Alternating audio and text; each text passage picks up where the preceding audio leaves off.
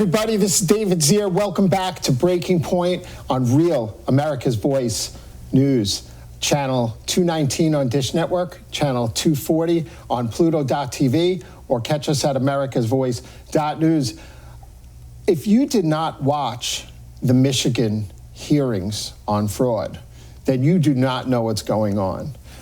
This woman, Hema, and this guy, Andrew Cito, made incredible claims, and their stories are so believable. It's crazy how GOP challengers who challenged what they observed in that election processing center were thrown out or taken out in handcuffs. And then they taped over the windows and doors and kept GOP challengers out. There is so much fraud here.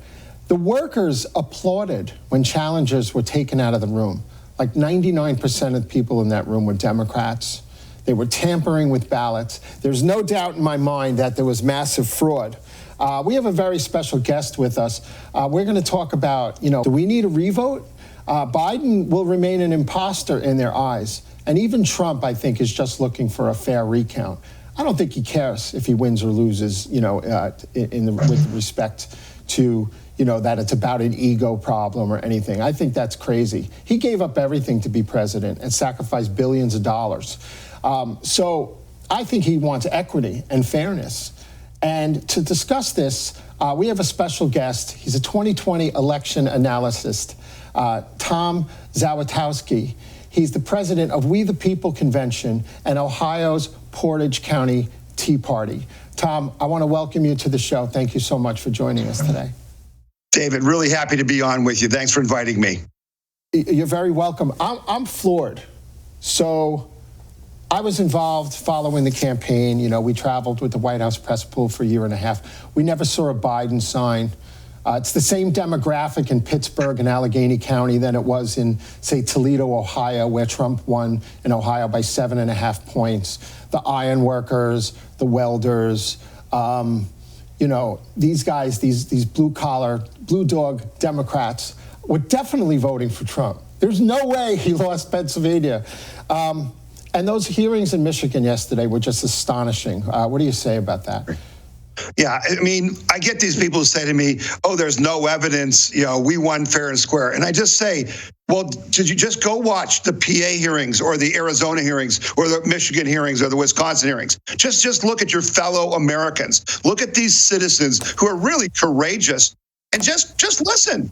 And every American that would watch that would be embarrassed. That's not an election. That's a joke. And it can't stand. And that's why we're calling for a revote, because we think it's the only way to really figure out what's really going on in our country. So the other day, these Michigan hearings, Hema, and I can't pronounce her last name, but she was just incredible. I think she was Pakistani ethnicity, came to the United States, owns one of the 50th fastest growing companies in the United States, was doing this for the GOP and for the election process as a volunteer.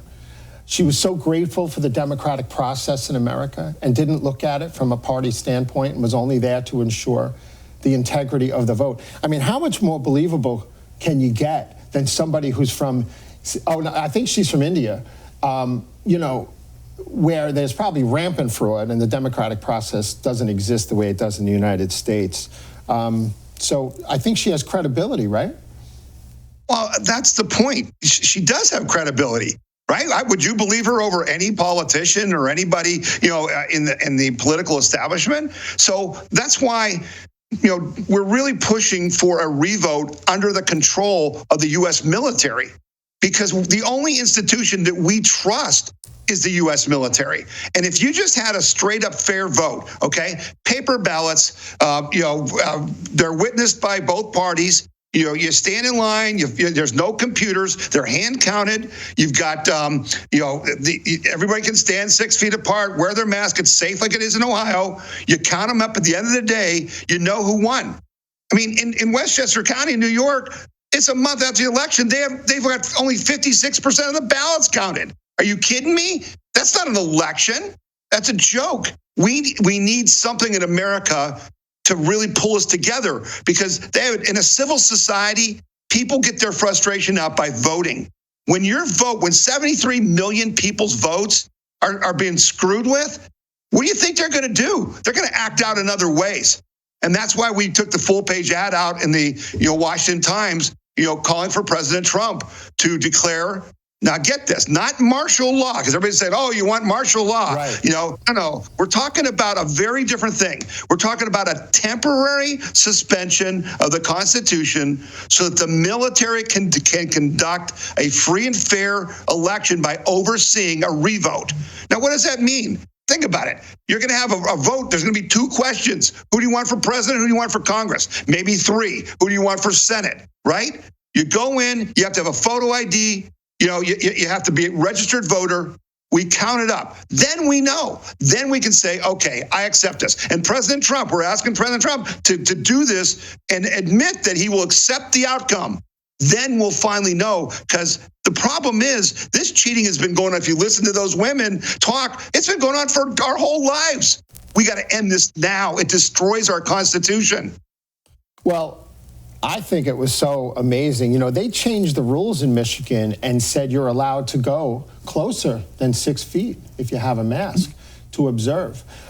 These people in these rooms at 4 a.m, at 2 p.m. the next day were all Democrats. And they were cheering when people were escorted out in handcuffs or not handcuffed. They were escorting GOP challengers out, like by force of law, out of these buildings and rooms, just for questioning duplicate ballots. And then Hema noticed that absentee ballots came in sequentially, which was impossible. Yeah. Impossible. So David, that's the most important point, though. What you're talking about here is a process that's been completely corrupted. Anyone with, their eyes open can see this. Well, we're in a representative republic. If we can't elect our own representatives, you have no republic. Do you understand? This is the end of America as you know it if you accept the results of this election, not for partisan reasons, but just for the fact that if you can't have a fair vote, you can't have a representative republic. So we aren't going to accept this. We can't accept this. There's got to be a revote. And this stuff about going through the courts, I still think the Supreme Court will rule and Trump will be named president. But that's going to give them all the reasons to say, oh, it's been thrown. They disregarded these votes. Let's burn down some more cities. You have a fair vote overseen by the U.S. military where everybody votes the same way on one day. We're going to end all this stuff about civil war and burning down cities. And then we can get on with being America again. Yeah, well, on the right, we don't do that, and we peacefully demonstrate. We wake up every day and let our guys out of the gates, as like an air conditioning contractor with a small crew. We don't have time to go out and burn down cities. We're just trying to take care of our families. What was really incredible about the testimony from Hema was that the workers were applauding and cheering when Republican challengers were let out of these, buildings. So all of a sudden, in the middle of the night and the next day, they start to enforce the COVID rules, right? Right. Yeah. They had hundreds of people on top of each other for two days, and all of a sudden they start. Enforcing this COVID, which I think was a gross abuse of their power. I also believe, and I know that COVID is real, right? Sure. But I also know that the red state lockdown, red states have 1/2 of the deaths per capita on average as the blue states. The blue state lockdowns have been abusive. And I know there's a spike in cases, but I don't think the death rate has changed, especially for people under 70 years old. It's virtually like nil, right? Right. Are they using this as an excuse and a cover to, obfuscate the election issues and then use it as an excuse to lock down people who may go out in the streets and vent their anger? Because we're pissed. No, you're exactly right. So let's compare, okay? Let's compare 2016 with 2020. We were sitting there at 3 o'clock in the morning in 2016, waiting for Pennsylvania to be called for Trump, when I knew at midnight that night that he had won Pennsylvania. Well, what was going on there? They were trying to manufacture the votes, right? So what did they do with COVID? They created the panic that, oh, don't go to the polls, vote absentee. Why? Because that was the mechanism with which they cheated, right? The guy with the truck who drove from New York to Pennsylvania with filled out ballots. You mentioned ballots in sequential order. David, listen to me.